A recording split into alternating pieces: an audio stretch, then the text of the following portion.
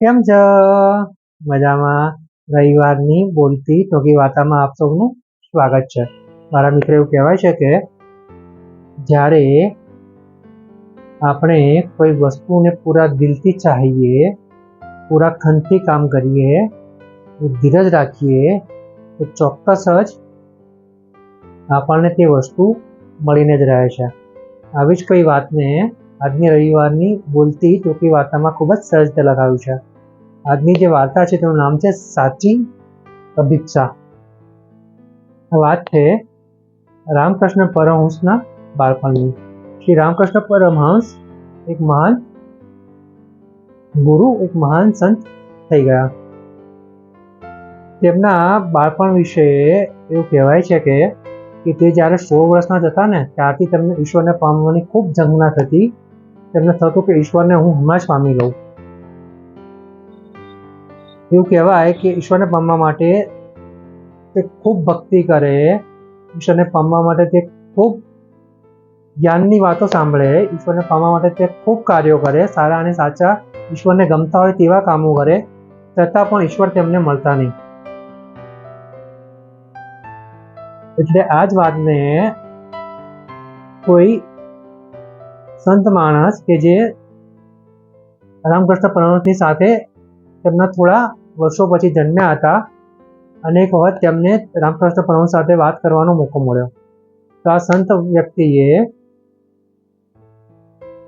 રામકૃષ્ણ પરમહંસજીને પૂછ્યું કે ગુરુજી, હું તમને એવું પૂછવા માંગુ છું કે મેં સાંભળ્યું હતું કે તમને 16 વર્ષે ભગવાનને પામવાની, ઈશ્વરને પામવાની ખૂબ તીવ્ર ઝંખના હતી. તો તે સમયે તમે કેવું અનુભવતા હતા અને ઈશ્વરની પ્રાપ્તિ તો તમને ઘણા વર્ષો પછી થઈ, તો એ વખતે તમારા મનની મનોસ્થિતિ શું હતી?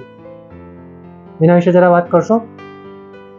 શ્રી રામકૃષ્ણ પરમહંસ ગુરુજી થોડુંક હસ્યા અને તેમણે વાત કરી માંડીને તેમને થયું કે હું જ્યારે 16 વર્ષનો હતો ત્યારે મને ઈશ્વરને પામવાની ખૂબ તીવ્ર ઈચ્છા થઈ હતી. ઈશ્વરને પામવા માટે હું બધું જ કરી છૂટવા તૈયાર હતો અને મેં બધું જ કર્યું હતું. ખૂબ જ્ઞાનની વાતો સાંભળી, ખૂબ ભક્તિ કરી, ખૂબ સારા અને સાચા કામ કર્યા, છતાં પણ મને ઈશ્વર નહીં મળતા. તે વખતની મારી મનોસ્થિતિ એવી હતી કે જાણે કોઈ એક રીઢો ગુનેગાર, રીઢો ચોર હોય, એ ચોરને એક રૂમમાં પૂર્યો હોય, એ રૂમના બાજુના જ રૂમમાં એક તિજોરી હોય, તિજોરી ખુલ્લી હોય અને એ તિજોરીમાં અઢળક સોના ચાંદી, અઢળક સોના મોહરો પડેલી હોય અને આ રૂમને બંને બાજુના રૂમની વચ્ચે એક પાતળી દિવાલ જ હોય અને ચોરને ત્યાં રાત્રે સુવાનું કીધું હોય અને એ ચોરને જે રાત્રે ઊંઘ ના આવે એ રાત્રે આખી રાત એમ જ વિચાર્યા કરે કે આ દિવાલને હું ક્યારે તોડું અને ક્યારે સોનાને મોહરોને મેળવી લઉં, ક્યારે ધનને મેળવી લઉં. એની જે મનોસ્થિતિ હોય, જે એકદમ તીવ્ર ઈચ્છા હોય તેની, એવી જ ઈચ્છા મારી 16 વર્ષની ઉંમરે હતી. શ્રી રામકૃષ્ણ પરમહંસે કહ્યું કે મને ભગવાનને પામવાની એટલી તીવ્ર ઈચ્છા હતી કે હું બધું જ કરી છૂટવા તૈયાર હતો. થોડા વર્ષો વીત્યા પછી મને જ્ઞાન થયું કે દરેક વસ્તુનો સમય હોય છે અને આ જે ધીરજ હતી તે જ મારી કસોટી હતી. હું કશું ખોટું નહોતો કરતો, રસ્તો મારો સાચો જ હતો, પરંતુ મારે થોડીક ધીરજ રાખવાની જરૂર હતી. જે ધીરજ મેં રાખી અને રાખી પછી જ મને ભગવાનનો મિલાપ થયો, ઈશ્વર વિશે હું સમજ્યો, ઈશ્વરની મને પ્રાપ્તિ થઈ. એટલે શ્રી રામકૃષ્ણ પરમહંસજી કહી રહ્યા છે કે ધીરજ એ સૌથી મોટી કસોટી છે. જ્યારે આપણે કંઈ સારું અને સાચું કરવાનો પ્રયાસ કરતા હોય અને છતાં પણ આપણને પરિણામ નહીં મળતું હોય તો એક ધીરજ જ છે જે આપણે રાખવી પડશે અને રાખીશું અને હકારાત્મક, સકારાત્મક, પોઝિટિવથી, એટીટ્યુડથી કામ કરીશું તો ચોક્કસ જ આપણને ધાર્યું ફળ મળશે જ, પરંતુ રાહ જોવી પડશે. મારા મિત્રો, આ વાર્તા સાચી અભિપ્સા અહીંયા પૂરી. આ જે વાર્તા છે સાચી અભિપ્સા, જે શ્રી રામકૃષ્ણ પરમહંસજીના બાળપણ વિશે આપણને કહી જાય છે, તેમના મહાન ગુરુ વિશે થવા વિશેની આખી વાત છે, તે આપણને ઘણું બધું સમજાવી જાય છે. અહીંયા તો શ્રી રામકૃષ્ણ પરમહંસજીએ ખાલી ધીરજની જ વાત કરી છે, જે સાચી પણ છે છતાં પણ જો આપણે વધારે વાત કરવી હોય તો આપણે તેમની અભિપ્સા વિશે વાત કરી શકાય. તેમની જે સાચી અભિપ્સા હતી, તેમની જે તીવ્ર ઈચ્છા હતી, તેમની જે તીવ્ર ઝંખના હતી કે મારે ભગવાનને મેળવવા જ છે અને એ માટે હું કરવા પૂરેપૂરો તત્પર છું, તૈયાર છું. આ પ્રકારની તૈયારી જેની હોય ને એને મારા દોસ્તો બધું જ મળી રહે છે. જરૂર છે ફક્ત ધીરજ રાખવાની, જે શ્રી રામકૃષ્ણ પરમહંસજીએ પણ રાખી હતી. રસ્તા ઉપરથી નહીં ભટકવાની, રસ્તા ઉપર અડગ રહેવાની અને આગળ વધતા રહેવાની. જે પરમહંસજી ટકી રહ્યા હતા અને આગળ વધી રહ્યા હતા અને એનું જ પરિણામ થયું કે તેમને ઈશ્વરની પ્રાપ્તિ થઈ. એટલે મારા મિત્રો, અહીંયા વાત છે આપણે જે કંઈ કરીએ પૂરેપૂરા ખનથી કરીએ, પૂરેપૂરા દિલથી કરીએ, પૂરી આપણી તૈયારી હોવી જોઈએ કે હું તો આ કરીશ જ અને હું તો આ મેળવીશ જ. એ આપણું વિચારસરણી હોવી જોઈએ કે આપણે જે કરવા માંગી રહ્યા છીએ સારું છે કે ખોટું છે, કારણ કે તે બહુ મહત્વનું રાખે છે.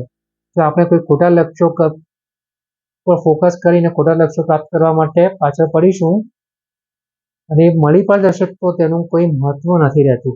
પરંતુ જો આપણા લક્ષ્ય સારા અને સાચા હોય અને આપણામાં ખૂબ તીવ્ર ઝંખના હોય, આપણે એટલા તત્પર હોઈએ કે આ તો હું કરીને જ રહીશ, આ તો હું મેળવીને જ રહીશ, એના માટે જે બી સારા અને સાચા રસ્તા હશે એ બધા જ હું અપનાવીશ અને એની ઉપર આગળ ચાલીશ. તો મારા મિત્રો, આવી જે તૈયારી હોય ને ત્યારે ભગવાનને પણ આપણને જે જોઈતું હોય ને તે આપવું પડે છે. આમ તો એવું કહેવાય છે કે ભગવાન જે આપે છે સારું અને સાચું જ આપે છે. તે ફક્ત આપણી જરૂરિયાત જુએ છે કે આપણને શું જોઈએ છે ને આપણે શું માંગીએ છીએ. આપણી જરૂરિયાતમાં, આપણી માંગણીમાં પણ એક સકારાત્મક અભિગમ હોવો જોઈએ, કે સારું કરવાની ભાવના હોવી જોઈએ. ત્યારે જ ભગવાન કુદરત આપણને કંઈક આપે છે, પરંતુ ધીરજ જરૂર માગી લે છે. તો મારા મિત્રો, આ જે સાચી અભિપ્સા છે તે આપણને ધીરજની સાથે સાથે ખૂબ ખનથી લાગેલા રહેવું, ખૂબ એગ્રેસિવ થઈને, ખૂબ મહેનત કરીને, ખૂબ લાગણી રાખીને, ખૂબ ઈચ્છા રાખીને સારા અને સાચા રસ્તે ઊભા રહીએ છીએ તો આપણને આપણું ધારેલું મળે જ છે. ફક્ત સાચી ઈચ્છાની, એટલે સાચી અભિપ્સાની અને ધીરજની જ જરૂર હોય છે. બરોબર ને મારા મિત્રો? આપણે પણ આવી જ રીતે સાચી અભિપ્સાથી, ધીરજથી આગળ વધી શકીએ છીએ. હવે મારા મિત્રો, આ જ પ્રકારની રવિવારની બોલતી ટૂંકી વાર્તાઓ રોજે રોજના કોર્સ અંગ્રેજી અને ગુજરાતીમાં સાથે હિન્દીમાં પણ, આ ઉપરાંત વિદ્યાર્થીઓ, વાલીઓ અને શિક્ષકોને ઉપયોગી એવા એક્ઝામ की 80 की 83 રિઝલ્ટ की 80 की 83 જેવા પોઝિટિવિટીથી ભરેલા લાઈફ ચેન્જિંગ વિડીયોઝ, આ ઉપરાંત ઘણી બધી અગત્યની વાતો, આ બધા જ વિડીયોઝ કે જે પોઝિટિવિટી ભરેલા છે કે જો તમે જોવા માંગતા હો તો મારી યુટ્યુબ ચેનલ છે લીલ ગુડ મુવમેન્ટ, એની પર તમે બધા જ વિડીયો જોઈ શકો છો. અને એક પોઝિટિવિટીની ચેન જે મેં શરૂ કરી છે તેને આગળ વધારવામાં તમે મારી મદદ કરી શકો છો. મારા મિત્રો, આજના સમયની સૌથી મોટી જરૂરિયાત એ છે કે વ્યક્તિ પોઝિટિવ રહે, સકારાત્મક રહે, હકારાત્મક રહે. એના માટે વ્યક્તિએ સારા વિડીયોઝ જોવા જોઈએ, સારા પુસ્તકો વાંચવા જોઈએ, સારા લોકોની આત્મકથાઓ સાંભળવી જોઈએ કે વાંચવી જોઈએ. વ્યક્તિ થોડોક સમય આટલો કાઢી શકે તો ચોક્કસ જ તે પોતાના જીવનમાં આવતી નેગેટિવિટીને દૂર કરીને પોઝિટિવ રહીને આગળ વધી શકે છે. તો બસ મારા મિત્રો, આ જ પોઝિટિવિટીને બનાવી રાખવા માટે મેં એક પહેલ કરી છે.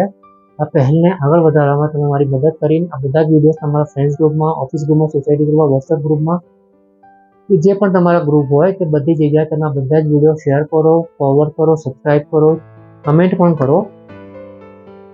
તો એક જે ચેન શરૂ થઈ છે તે આગળ વધી શકે અને ખરેખર આ સમાજને, આ દેશને, આપણા સોસાયટીના લોકોને, આપણા પરિવારના લોકોને, આપણા મિત્રગણોને